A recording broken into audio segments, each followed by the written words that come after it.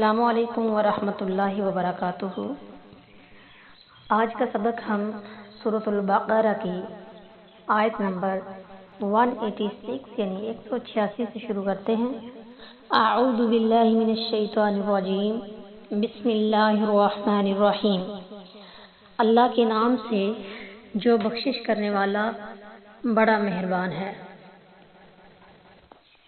وَإِذَا جب سألک سوال کرے عبادی میرا بندہ عنی میرے متعلق فإنی تو میں قریب ہوں اجیب میں قبول کرتا ہوں دعوت الداعی دعا یعنی پکارنے والے کی اذا جب دعانی مجھ سے وہ دعا کرتا ہے فلیستجیبوا پس چاہیے کہ وہ حکم مانے لی میرا ولیؤمنوا اور ایمان لائیں بی مجھ پر لعلہم تاکہ وہ یرشدون وہ ہدایت پائیں۔ اور جب میرے بندے تجھ سے میرے بارے میں سوال کریں تو بے شک میں قریب ہوں، میں پکارنے والے کی دعا قبول کرتا ہوں۔ جب وہ مجھے پکارتا ہے تو لازم ہے کہ وہ میری بات مانیں اور مجھ پر ایمان لائیں تاکہ وہ ہدایت پائیں۔ اس آیت سے پہلے اور بعد میں ماہ رمضان کا ذکر ہے، جس سے یہ ظاہر ہوتا ہے کہ ماہ رمضان خصوصاً روزے کی حالت دعا کی قبولیت کا خاص سبب ہے، اور پھر افطار کا وقت قبولیت دعا کا وقت ہے۔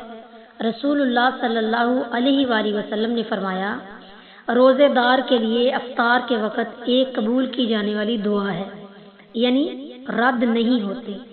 ابن ماجہ الصیام باب فی الصائم لا تردد دعویٰ حدیث نمبر 1803۔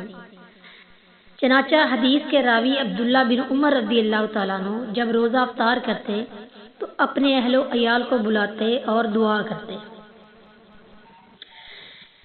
اس آیت میں اللہ تعالیٰ نے عبادی کہہ کر اپنے بندوں پر اپنی خاص رحمت ظاہر کی ہے، اور پھر اپنے قریب ہونے کا ذکر کر کے دعا قبول کرنے کی ترغیب دی ہے۔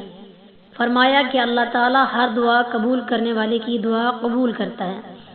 رسول اللہ صلی اللہ علیہ وآلہ وسلم نے فرمایا، کوئی مسلمان ایسا نہیں جو اللہ سے کوئی دعا کرے جس میں نہ کوئی گناہ ہو اور نہ قطع رحمی، مگر اس کے بدلے اللہ تعالیٰ اسے 3 چیزوں میں سے ایک عطا فرما دیتا ہے، یا تو اس کی دعا جلد قبول کر لیتا ہے، یا آخرت میں اس کا ذخیرہ کر لیتا ہے، یا اس سے اتنی برائی ٹال دیتا ہے۔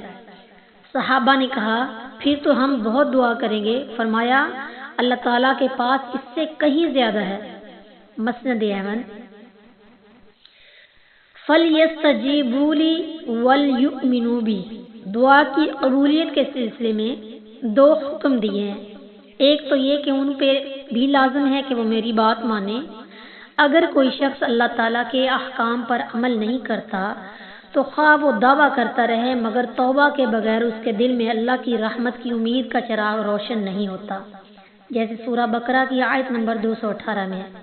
ابو ہریرہ رضی اللہ تعالیٰ عنہ بیان کرتے ہیں کہ رسول اللہ صلی اللہ علیہ وآلہ وسلم نے ایک آدمی کا ذکر فرمایا جو طویل سفر کرتا ہے، بکھرے ہوئے بالوں والا ہے، غبار سے بھرا ہوا ہے، وہ اپنے ہاتھ آسمان کی طرف پھیلاتا ہے اور کہتا ہے، یا ربی یا ربی، حالانکہ اس کا کھانا حرام، اس کا پینا حرام، اس کا لباس حرام ہے، اور وہ حرام غذا کے ساتھ پلا بڑا ہے، تو اس کی دعا کیسے قبول کی جائے؟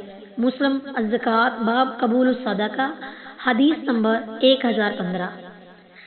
دوسرا حکم یہ ہے کہ مجھ پر ایمان لائیں اور یقین رکھیں۔ رسول اللہ صلی اللہ علیہ وآلہ وسلم نے فرمایا، تم میں سے ہر ایک کی دعا قبول کی جاتی ہے جب تک کہ کوئی گناہ یا قطع رحمی کی دعا نہ کرے، بشرطے کہ جلدی بھی نہ کرے۔ پوچھا گیا، یا رسول اللہ صلی اللہ علیہ وآلہ وسلم، وہ جلدی کیا ہے؟ فرمایا، یہ کہ کوئی کہے کہ میں نے دعا کی اور میں نے دوبارہ دعا کی تو میں نے نہیں دیکھا کہ وہ میری دعا قبول کرتا ہو، تو اس وقت وہ تھک ہار کر رہ جاتا ہے اور دعا کرنا چھوڑ دیتا ہے۔ مسلم الذکر والدعاء باب بیان اینہ یستجاب۔